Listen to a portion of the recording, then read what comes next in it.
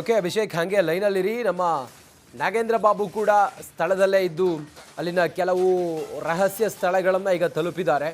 ನಾಗೇಂದ್ರ ಬಾಬು ಇವತ್ತು ಉತ್ಖನನ ಆಗುವಂಥ 13ನೇ ಸ್ಪಾಟ್ ಇದೆಯಲ್ಲ, ಮಾರ್ಕ್ ಮಾಡಿರುವಂಥ 13ನೇ ಸ್ಪಾಟ್ನಲ್ಲಿ ನಾಗೇಂದ್ರ ಬಾಬು ಇದ್ದಾರೆ. ನಾಗೇಂದ್ರ ಬಾಬು 13ನೇ ಸ್ಪಾಟ್ನಲ್ಲಿ ಭದ್ರತೆ ಹೇಗಿದೆ, ಯಾವ್ಯಾವ ಪೊಲೀಸರಿದ್ದಾರೆ, ಹಾಗೆ ಎಷ್ಟು ಗಂಟೆಗೆ ಅಲ್ಲಿ ಉತ್ಖನನ ಆರಂಭ ಆಗುತ್ತೆ, ಅಲ್ಲಿ ಎಷ್ಟು ಕುತೂಹಲ ಇದೆ, ಉತ್ಖನನದಲ್ಲಿ ಏನಾದರೂ ಕಳೆಬರಹ ಸಿಗುತ್ತೆ ಅನ್ನೋದ್ರ ಬಗ್ಗೆ. ನಾಗೇಂದ್ರ ಬಾಬು, ಗೋ ಹೆಡ್.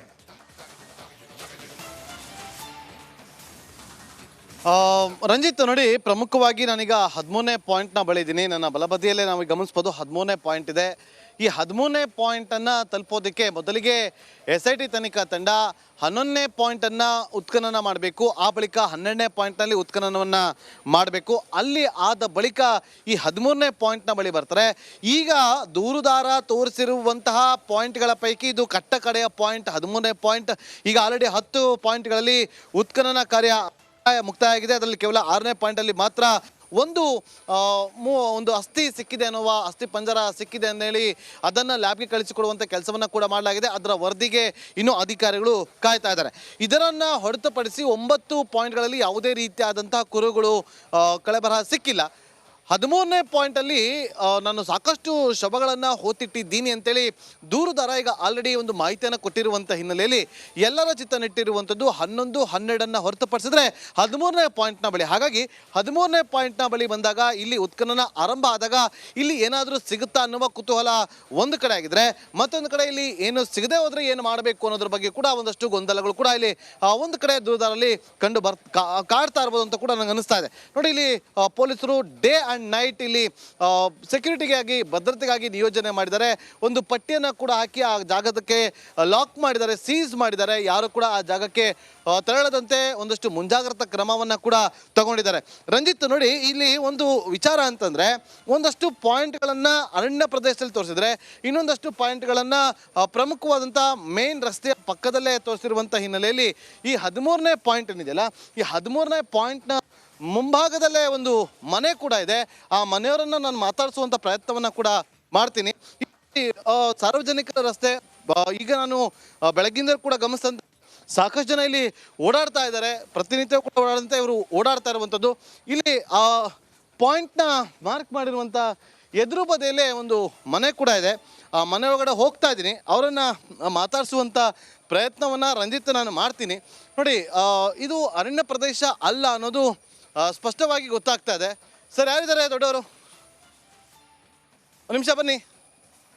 ಸರ್, ಈಗ ಒಬ್ಬರು ಬರ್ತಿದ್ದಾರೆ, ಎದುರುಗಡೆ ಮನೆಯಲ್ಲೇ ಇದ್ದಾರೆ. ನೋಡಿ, ಆ ಪಾಯಿಂಟ್ನಿಂದ ನಾನು 2 ಹೆಜ್ಜೆ ಅಂದರೆ ಒಂದು ರಸ್ತೆ ಮುಂಭಾಗದಲ್ಲೇ ಒಂದು ಮನೆ ಇದೆ. ಈ ಮನೆಯವರು ಎಷ್ಟು ವರ್ಷದಿಂದ ಇಲ್ಲಿದ್ದರು, ಈ ರಸ್ತೆ ಯಾವಾಗ ಆಯಿತು, ಅವರನ್ನು ನಾನು ಪ್ರಶ್ನೆ ಮಾಡ್ತೀನಿ. ಇಲ್ಲಿನ ಸ್ಥಳೀಯರು ಇವರು. ಸರ್, ಒಂದು ನಿಮಿಷ. 13ನೇ ಪಾಯಿಂಟ್ನ ಮುಂಭಾಗದಲ್ಲೇ ಇರುವಂಥ ಮನೆ. ಸರ್, ನಮಸ್ತೆ. ಎಷ್ಟು ವರ್ಷದಿಂದ ನೀವು ಇರೋದಿಲ್ಲಿ? ನಾವು ಸುಮಾರು ಒಂದು 40 ವರ್ಷದಿಂದ ಇದ್ದೀವಿ. ಹೌದಾ? ಈಗ ಇಲ್ಲಿ 13ನೇ ಪಾಯಿಂಟ್ ನಿಮ್ಮ ಮನೆ ಮುಂದೆನೇ ಇದೆ. ನಿಮ್ಮ ಮನೆ ಗೇಟ್ನ ಮುಂಭಾಗದಲ್ಲೇ ತೋರಿಸಿರೋದು. ನಿಮಗೆ ಭಯ ಆಗಲಿಲ್ವಾ? ಈ ಥರದ್ದು ನಮ್ಮ ಮನೆ ಮುಂದೆನೇ ನಡೆದಿದೆ ಅಂತ ಹೇಳಿ ಈಗ ಆರೋಪ ಕೇಳಿ ಬಂದಿದೆಯಲ್ಲ? ಅವ್ರು ಎಷ್ಟೊತ್ತು ಹಾಕಿದ್ದಾರೆ ಅಂತೇಳಿ ನಮ್ಗೆ ಗೊತ್ತಿಲ್ಲ ಅಲ್ಲ. ಎಷ್ಟೊತ್ತಿಗೆ ಹಾಕಿದ್ದಾರೆ ಅಂತೇಳಿ, ಹಾಕಿದಾರೋ ಇಲ್ವೋ ಅಂತೇಳಿ ನಮ್ಗೆ ಗೊತ್ತಿದೆಯಾ? ಸುಮ್ಮನೆ ಅಪವಾದ ಮಾಡ್ತಿದ್ದಾರೆ ಇಲ್ಲಿ ಕ್ಷೇತ್ರಕ್ಕೋಸ್ಕರ. ಹಾಗಾಗಿ ನಾವೇನು ನೋಡಿಲ್ಲ ಅದನ್ನು, ಹಾಕಿದಿರೋದನ್ನು ಅಷ್ಟೇ. ಆತ ಹೇಳಿದಾನೆ ಯಾರು ಇಲ್ದ್ರೆ ಸಮಯದಲ್ಲಿ ಬಂದು ಆತ ಹಾಕಿ ಹೋಗಿದ್ದಾನೆ ಅಂತೇಳಿ.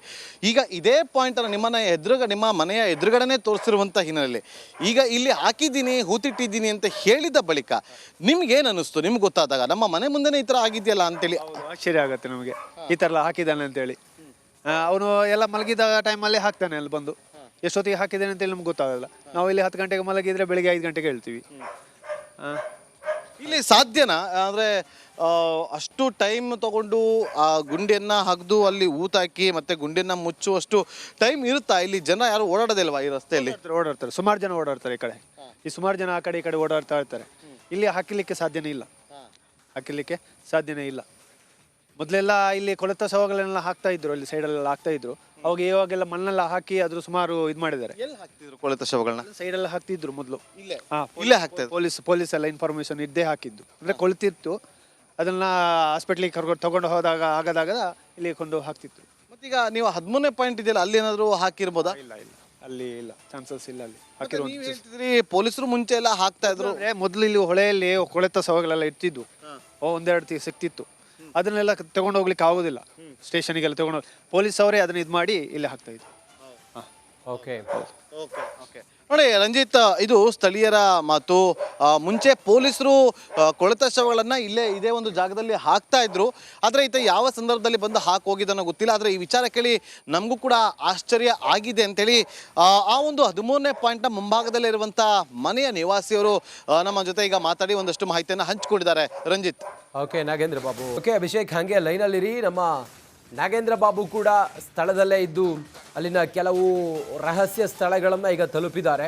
ನಾಗೇಂದ್ರ ಬಾಬು ಇವತ್ತು ಉತ್ಖನನ ಆಗುವಂಥ 13ನೇ ಸ್ಪಾಟ್ ಇದೆಯಲ್ಲ, ಮಾರ್ಕ್ ಮಾಡಿರುವಂಥ 13ನೇ ಸ್ಪಾಟ್ನಲ್ಲಿ ನಾಗೇಂದ್ರ ಬಾಬು ಇದ್ದಾರೆ. ನಾಗೇಂದ್ರ ಬಾಬು 13ನೇ ಸ್ಪಾಟ್ನಲ್ಲಿ ಭದ್ರತೆ ಹೇಗಿದೆ, ಯಾವ್ಯಾವ ಪೊಲೀಸರಿದ್ದಾರೆ, ಹಾಗೆ ಎಷ್ಟು ಗಂಟೆಗೆ ಅಲ್ಲಿ ಉತ್ಖನನ ಆರಂಭ ಆಗುತ್ತೆ, ಅಲ್ಲಿ ಎಷ್ಟು ಕುತೂಹಲ ಇದೆ, ಉತ್ಖನನದಲ್ಲಿ ಏನಾದರೂ ಕಳೆಬರಹ ಸಿಗುತ್ತೆ ಅನ್ನೋದ್ರ ಬಗ್ಗೆ. ನಾಗೇಂದ್ರ ಬಾಬು, ಗೋ ಹೆಡ್.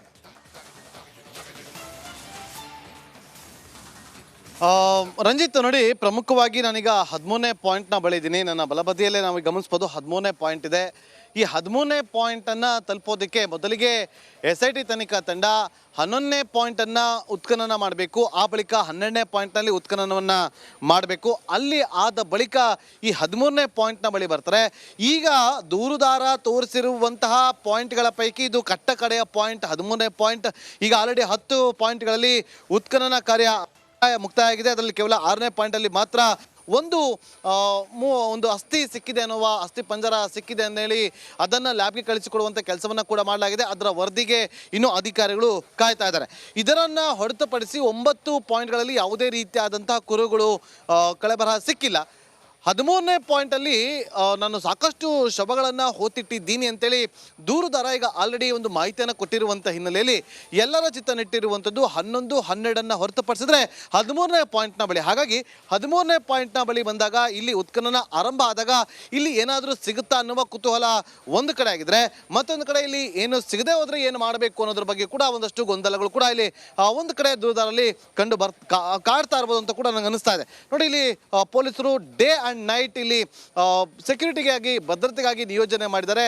ಒಂದು ಪಟ್ಟಿಯನ್ನು ಕೂಡ ಹಾಕಿ ಆ ಜಾಗಕ್ಕೆ ಲಾಕ್ ಮಾಡಿದ್ದಾರೆ, ಸೀಸ್ ಮಾಡಿದ್ದಾರೆ. ಯಾರು ಕೂಡ ಆ ಜಾಗಕ್ಕೆ ತೆರಳದಂತೆ ಒಂದಷ್ಟು ಮುಂಜಾಗ್ರತಾ ಕ್ರಮವನ್ನು ಕೂಡ ತಗೊಂಡಿದ್ದಾರೆ. ರಂಜಿತ್, ನೋಡಿ ಇಲ್ಲಿ ಒಂದು ವಿಚಾರ ಅಂತಂದರೆ, ಒಂದಷ್ಟು ಪಾಯಿಂಟ್ಗಳನ್ನು ಅರಣ್ಯ ಪ್ರದೇಶದಲ್ಲಿ ತೋರಿಸಿದ್ರೆ, ಇನ್ನೊಂದಷ್ಟು ಪಾಯಿಂಟ್ಗಳನ್ನು ಪ್ರಮುಖವಾದಂಥ ಮೇನ್ ರಸ್ತೆಯ ಪಕ್ಕದಲ್ಲೇ ತೋರಿಸಿರುವಂಥ ಹಿನ್ನೆಲೆಯಲ್ಲಿ ಈ 13ನೇ ಪಾಯಿಂಟ್ ಏನಿದೆಯಲ್ಲ, ಈ 13ನೇ ಪಾಯಿಂಟ್ನ ಮುಂಭಾಗದಲ್ಲೇ ಒಂದು ಮನೆ ಕೂಡ ಇದೆ. ಆ ಮನೆಯವರನ್ನು ನಾನು ಮಾತಾಡಿಸುವಂಥ ಪ್ರಯತ್ನವನ್ನು ಕೂಡ ಮಾಡ್ತೀನಿ. ಸಾರ್ವಜನಿಕರ ರಸ್ತೆ ಈಗ ನಾನು ಬೆಳಗ್ಗಿಂದ ಕೂಡ ಗಮನಿಸಿದಂತೆ ಸಾಕಷ್ಟು ಜನ ಇಲ್ಲಿ ಓಡಾಡ್ತಾ ಇದ್ದಾರೆ. ಪ್ರತಿನಿತ್ಯ ಕೂಡ ಓಡಾಡಂತೆ ಇವರು ಓಡಾಡ್ತಾ ಇರುವಂಥದ್ದು. ಇಲ್ಲಿ ಆ ಪಾಯಿಂಟ್ನ ಮಾರ್ಕ್ ಮಾಡಿರುವಂಥ ಎದುರು ಬದಿಯಲ್ಲೇ ಒಂದು ಮನೆ ಕೂಡ ಇದೆ. ಆ ಮನೆ ಒಳಗಡೆ ಹೋಗ್ತಾ ಇದ್ದೀನಿ, ಅವರನ್ನು ಮಾತಾಡಿಸುವಂಥ ಪ್ರಯತ್ನವನ್ನು ರಂಜಿತ್ ನಾನು ಮಾಡ್ತೀನಿ. ನೋಡಿ, ಇದು ಅರಣ್ಯ ಪ್ರದೇಶ ಅಲ್ಲ ಅನ್ನೋದು ಸ್ಪಷ್ಟವಾಗಿ ಗೊತ್ತಾಗ್ತಾ ಇದೆ. ಸರ್, ಯಾರಿದ್ದಾರೆ ದೊಡ್ಡವರು? ಒಂದು ನಿಮಿಷ ಬನ್ನಿ.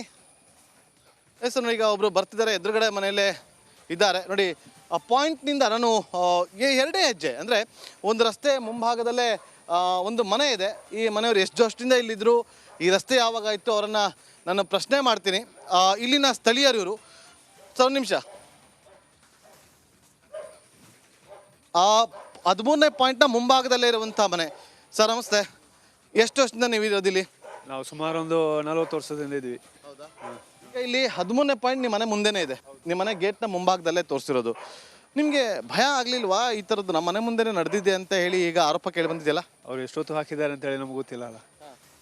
ಎಷ್ಟೊತ್ತಿಗೆ ಹಾಕಿದ್ದಾರೆ ಅಂತೇಳಿ, ಹಾಕಿದಾರ ಇಲ್ವೋ ಅಂತೇಳಿ ನಮ್ಗೆ ಗೊತ್ತಿದೆಯಾ? ಸುಮ್ಮನೆ ಅಪವಾದ ಮಾಡ್ತಿದ್ದಾರೆ ಇಲ್ಲಿ ಕ್ಷೇತ್ರಕ್ಕೋಸ್ಕರ. ಹಾಗಾಗಿ ನಾವೇನು ನೋಡಿಲ್ಲ ಅದನ್ನು ಹಾಕಿದಿರೋದನ್ನು ಅಷ್ಟೇ. ಆತ ಹೇಳಿದಾನೆ ಯಾರು ಇಲ್ದ್ರೆ ಸಮಯದಲ್ಲಿ ಬಂದು ಆತ ಹಾಕಿ ಹೋಗಿದ್ದಾನೆ ಅಂತೇಳಿ. ಈಗ ಇದೇ ಪಾಯಿಂಟನ್ನು ನಿಮ್ಮ ಮನೆಯ ಎದುರುಗಡೆನೇ ತೋರಿಸಿರುವಂಥ ಹಿನ್ನೆಲೆಯಲ್ಲಿ ಈಗ ಇಲ್ಲಿ ಹಾಕಿದ್ದೀನಿ, ಹೂತಿಟ್ಟಿದ್ದೀನಿ ಅಂತ ಹೇಳಿದ ಬಳಿಕ ನಿಮ್ಗೇನು ಅನ್ನಿಸ್ತು? ನಿಮ್ಗೆ ಗೊತ್ತಾದಾಗ ನಮ್ಮ ಮನೆ ಮುಂದೆನೇ ಈ ಥರ ಆಗಿದೆಯಲ್ಲ ಅಂತೇಳಿ ಆಶ್ಚರ್ಯ ಆಗುತ್ತೆ ನಮಗೆ. ಈ ಥರ ಎಲ್ಲ ಹಾಕಿದ್ದಾನೆ ಅಂತೇಳಿ. ಅವನು ಎಲ್ಲ ಮಲಗಿದ ಟೈಮಲ್ಲೇ ಹಾಕ್ತಾನೆ ಅಲ್ಲಿ ಬಂದು. ಎಷ್ಟೊತ್ತಿಗೆ ಹಾಕಿದ್ದೇನೆ ಅಂತೇಳಿ ನಮ್ಗೆ ಗೊತ್ತಾಗಲ್ಲ. ನಾವು ಇಲ್ಲಿ 10 ಗಂಟೆಗೆ ಮಲಗಿದ್ರೆ ಬೆಳಿಗ್ಗೆ 5 ಗಂಟೆಗೆ ಹೇಳ್ತೀವಿ. ಇಲ್ಲಿ ಸಾಧ್ಯನಾ ಅಂದರೆ ಅಷ್ಟು ಟೈಮ್ ತಗೊಂಡು ಆ ಗುಂಡಿಯನ್ನು ಹಗ್ದು ಅಲ್ಲಿ ಊತಾಕಿ ಮತ್ತೆ ಗುಂಡಿಯನ್ನು ಮುಚ್ಚುವಷ್ಟು ಟೈಮ್ ಇರುತ್ತಾ? ಇಲ್ಲಿ ಜನ ಯಾರು ಓಡಾಡೋದಿಲ್ವಾ ಈ ರಸ್ತೆಯಲ್ಲಿ? ಓಡಾಡ್ತಾರೆ, ಸುಮಾರು ಜನ ಓಡಾಡ್ತಾರೆ ಈ ಕಡೆ. ಈ ಸುಮಾರು ಜನ ಆ ಕಡೆ ಈ ಕಡೆ ಓಡಾಡ್ತಾ ಇರ್ತಾರೆ. ಇಲ್ಲಿ ಹಾಕಿಲಿಕ್ಕೆ ಸಾಧ್ಯನೇ ಇಲ್ಲ, ಹಾಕಿಲಿಕ್ಕೆ ಸಾಧ್ಯನೇ ಇಲ್ಲ. ಮೊದಲೆಲ್ಲ ಇಲ್ಲಿ ಕೊಳೆತ ಶವಗಳನ್ನೆಲ್ಲ ಹಾಕ್ತಾ ಇದ್ರು, ಅಲ್ಲಿ ಸೈಡಲ್ಲೆಲ್ಲ ಹಾಕ್ತಾ ಇದ್ರು. ಅವಾಗ ಇವಾಗೆಲ್ಲ ಮಣ್ಣೆಲ್ಲ ಹಾಕಿ ಅದ್ರ ಸುಮಾರು ಇದು ಮಾಡಿದ್ದಾರೆ. ಎಲ್ಲಿ ಹಾಕ್ತಿದ್ರು ಕೊಳೆತ ಶವಗಳನ್ನ? ಸೈಡೆಲ್ಲ ಹಾಕ್ತಿದ್ರು ಮೊದಲು. ಇಲ್ಲೇ ಹಾಕ್ತಾ ಇದ್ರು.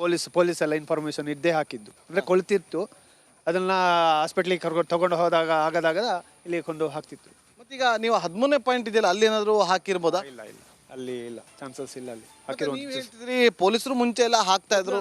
ಮೊದಲು ಇಲ್ಲಿ ಹೊಳೆಯಲ್ಲಿ ಕೊಳೆತ ಶವಗಳೆಲ್ಲ ಇರ್ತಿದ್ವು, ಒಂದೆರಡು ಸಿಕ್ತಿತ್ತು. ಅದನ್ನೆಲ್ಲ ತಗೊಂಡು ಹೋಗ್ಲಿಕ್ಕೆ ಆಗೋದಿಲ್ಲ, ಸ್ಟೇಷನಿಗೆಲ್ಲ ತಗೊಂಡು ಪೊಲೀಸ್ ಅವರೇ ಅದನ್ನ ಇದು ಮಾಡಿ ಇಲ್ಲಿ ಹಾಕ್ತಾ ಇದ್ರು. ಓಕೆ. ನೋಡಿ ರಂಜಿತ್, ಇದು ಸ್ಥಳೀಯರ ಮಾತು. ಮುಂಚೆ ಪೊಲೀಸರು ಕೊಳೆತ ಶವಗಳನ್ನು ಇದೇ ಒಂದು ಜಾಗದಲ್ಲಿ ಹಾಕ್ತಾ ಇದ್ರು. ಆದರೆ ಈತ ಯಾವ ಸಂದರ್ಭದಲ್ಲಿ ಬಂದು ಹಾಕಿ ಹೋಗಿದ್ದನೋ ಗೊತ್ತಿಲ್ಲ. ಆದರೆ ಈ ವಿಚಾರ ಕೇಳಿ ನಮಗೂ ಕೂಡ ಆಶ್ಚರ್ಯ ಆಗಿದೆ ಅಂತೇಳಿ ಆ ಒಂದು 13ನೇ ಪಾಯಿಂಟ್ನ ಮುಂಭಾಗದಲ್ಲಿರುವಂಥ ಮನೆಯ ನಿವಾಸಿಯವರು ನಮ್ಮ ಜೊತೆ ಈಗ ಮಾತಾಡಿ ಒಂದಷ್ಟು ಮಾಹಿತಿಯನ್ನು ಹಂಚಿಕೊಂಡಿದ್ದಾರೆ.